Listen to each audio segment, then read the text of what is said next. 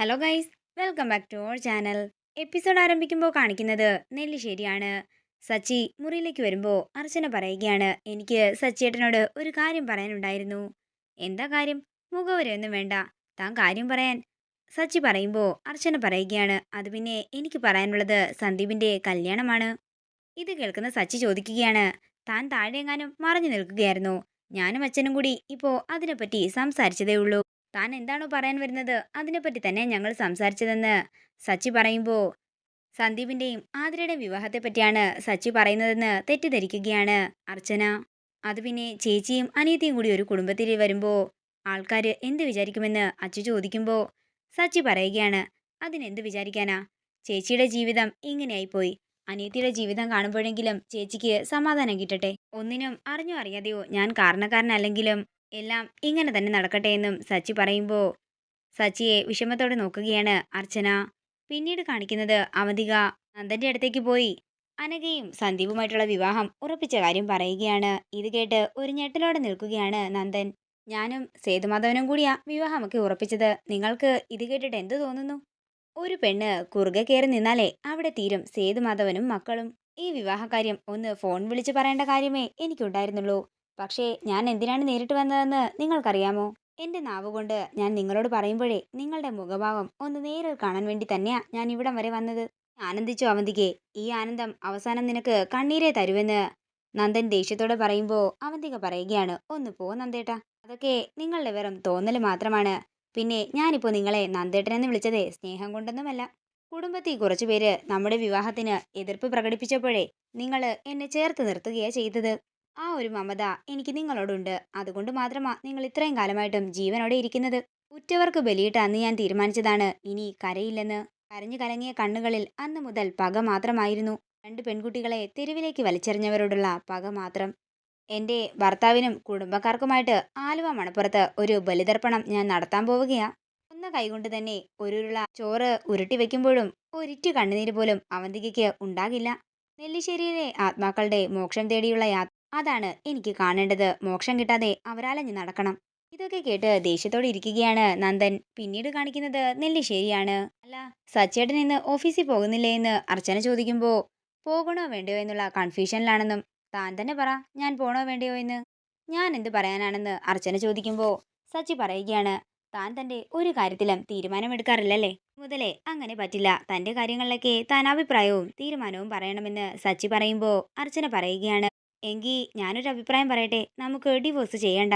അതേസമയം ഇത് കേട്ടുകൊണ്ട് അങ്ങോട്ടേക്ക് വരുന്ന അവന്തിക ഒരു ഞെട്ടലോടെ നിൽക്കുകയാണ്. അതെങ്ങനെ ശരിയാകും? പിരിയാമെന്ന് നമ്മൾ രണ്ടുപേരും തീരുമാനിച്ചതല്ലേ എന്ന് സച്ചി ചോദിക്കുന്നു. ഇത് എന്റെ തീരുമാനമല്ലായിരുന്നല്ലോ. സച്ചിയേട്ടൻ തീരുമാനിച്ച് എന്നോട് പറഞ്ഞപ്പോൾ ഞാൻ സമ്മതിച്ചു, അത്രമാത്രം. ചേട്ടന്റെ തീരുമാനങ്ങളും ആഗ്രഹങ്ങളും ഒന്നും ചോദ്യം ചെയ്യേണ്ടെന്ന് കരുതിയാ ഞാൻ ഇത്രയും നാളും ഇതിനെ പറ്റിയൊന്നും പറയാതിരുന്നത്. അർച്ചന, തനിക്ക് എന്റെ അവസ്ഥ മനസ്സിലാകുമല്ലോ. നൂല് പൊട്ടിയ ഒരു പട്ടം പോലെയാ ഞാനിപ്പോ. എവിടെ വേണമെങ്കിലും എപ്പോ വേണമെങ്കിലും ചെന്ന് പതിക്കാം. ഇത് കേൾക്കുന്ന അച്ചു പറയുകയാണ്, ഇപ്പൊ മനസ്സിലായോ ചില സ്ഥലങ്ങളിൽ നമ്മൾ അഭിപ്രായം പറയുന്നത് നല്ലതല്ലെന്ന്? മറ്റുള്ളവരുടെ മുമ്പിൽ ഭാര്യ ഭർത്താക്കന്മാരെ അഭിനയിച്ച് ഞാനാകെ തകർന്നു നിൽക്കുകയാണ് സച്ചിയേട്ടാ. ഇനി എത്ര നാള് ഈ നാടകം മുന്നോട്ട് കൊണ്ടുപോകാൻ പറ്റുമെന്ന് എനിക്കറിയില്ല. മനസ്സിൽ എന്റെ സങ്കടങ്ങളെല്ലാം കെട്ടിപ്പിടിച്ച് ഉരുകി ഉരുകി തീരുകയാണ് ഞാൻ. ഇതെല്ലാം കേട്ടുകൊണ്ട് അവന്തിക പറയുകയാണ്, അപ്പോൾ ഡിവോഴ്സ് ചെയ്യണമെന്ന ആവശ്യം സച്ചിക്ക് മാത്രമാണ്, അല്ലാതെ അർച്ചനയ്ക്കില്ല. പിന്നീട് കാണിക്കുന്നത് ഹാളിലിരിക്കുന്ന അനഘയുടെ അടുത്തേക്ക് ചെന്നിട്ട് മീര പറയുകയാണ്, അനഘെ, നീ ഇവിടെ വെറുതെ ഇരിക്കുകയല്ലേ? ഞങ്ങളെ ഒന്ന് വന്ന് കിച്ചണിൽ സഹായിച്ചേ. അടുക്കള ജോലിയൊക്കെ ചെയ്യാനേ ഇവിടെ വേറെ ആൾക്കാരുണ്ട്, എന്നെ കൊണ്ടൊന്നും പറ്റില്ലെന്ന് അനഘ പറയുന്നു. അല്ല, അമ്പിളി ഇല്ലേ എന്ന് ചോദിക്കുമ്പോൾ അവൾ ഇന്ന് ലീവാണെന്ന് മീര പറയുന്നു. അല്ല, അർച്ചനയില്ലേ? ഇത് കേൾക്കുന്ന മീര ദേഷ്യത്തോടെ ചോദിക്കുകയാണ്, അർച്ചനയോ? എന്താ, നിന്റെ മടിയിലിരുത്തിയാണോ അവൾക്ക് പേരിട്ടത്? അർച്ചനയെ ഇവിടുത്തെ അടുക്കള ജോലിക്ക് വന്ന ആളല്ല, സച്ചിയുടെ ഭാര്യയാണ്. അപ്പോ ഇത്രയും നാളും അങ്ങനെയല്ലായിരുന്നോ? എല്ലാവരെയും കയ്യിലെടുത്തു കഴിഞ്ഞപ്പോ അവൾക്കെന്താ ഇവിടെ ജോലി ചെയ്യാൻ വയ്യേ? ഇവിടെ ആർക്കും വയ്യാഞ്ഞിട്ടൊന്നുമല്ല, നിന്നോടെ ഒന്ന് വന്ന് സഹായിക്കാനാ പറഞ്ഞത്. നിനക്കെന്താ അതിനും കഴിയില്ലേ? അതേസമയം സേതു അങ്ങോട്ടേക്ക് വരികയാണ്. എന്താ രണ്ടാളും കൂടി രാവിലെ തന്നെ ഒരു ചർച്ച? അത് പിന്നെ ഞാൻ ഇവളുടെ അച്ഛൻ്റെയും അമ്മയുടെയും കാര്യമൊക്കെ പറയുകയായിരുന്നു. എന്ത് നന്നായിട്ടാ ഇവളെ വളർത്തിയിരിക്കുന്നത്. ഇത് കേൾക്കുന്ന സേതു പറയുകയാണ്, എങ്കിലേ ആ ക്രെഡിറ്റ് തരേണ്ടത് എനിക്കാണ്. കുഞ്ഞുനാൾ മുതൽ ഇവളെ വളർത്തിയത് ഞാനാണ്. തുടർന്ന് മീര പറയുകയാണ്, ഇവൾക്ക് ഒരേ നിർബന്ധം, എന്നെ സഹായിക്കാനായി അടുക്കളയിലേക്ക് വരണമെന്ന്. അടുക്കള ജോലിയൊക്കെ ചെയ്ത് ഇവളുടെ നെയിൽ പോളിഷൊക്കെ പോയാ എന്ത് ചെയ്യുമെന്ന് മീര പറയുമ്പോൾ സേതു പറയുകയാണ്, അവൾക്ക് അങ്ങനെ ഒരു ആഗ്രഹമുണ്ടെങ്കിൽ അത് നടത്തി കൊടുക്കും മീരെ. ഉദാഹരണത്തിന് ഇവിടെ പുല്ല് വെട്ടാൻ വരുന്ന ചേട്ടൻ വന്നില്ലെങ്കിൽ അങ്കിൾ എന്താ കയറി പുല്ല് വെട്ടുമോ എന്ന് മീര ചോദിക്കുമ്പോ ചെയ്യുമെന്നും നമ്മുടെ വീട്ടിലെ ജോലി നമ്മൾ ചെയ്താൽ എന്താ കുഴപ്പമെന്നും സേതു ചോദിക്കുന്നു. സോറി അങ്കിൾ, ഞാൻ അത്രയും കടന്നൊന്നും ചിന്തിച്ചില്ല. അനഘെ, എന്താണെങ്കിലും നിന്റെ ആഗ്രഹം നടക്കട്ടെ. നീ വാ അടുക്കളയിലേക്ക്. ചെല്ലുമോളെ, നീയും അർച്ചനയും അവന്തികയും പോലെ നല്ലൊരു മിടുക്കിയാകണമെന്ന എന്റെ ആഗ്രഹമെന്ന് സേതു പറയുന്നു. പിന്നീട് കാണിക്കുന്നത് വൃന്ദാവനമാണ്. വിഷമത്തോടെ ഉമ്മറത്തിരിക്കുകയാണ് മാഷും കമലയും. അതേസമയം അങ്ങോട്ടേക്ക് സന്ദീപ് വരികയാണ്.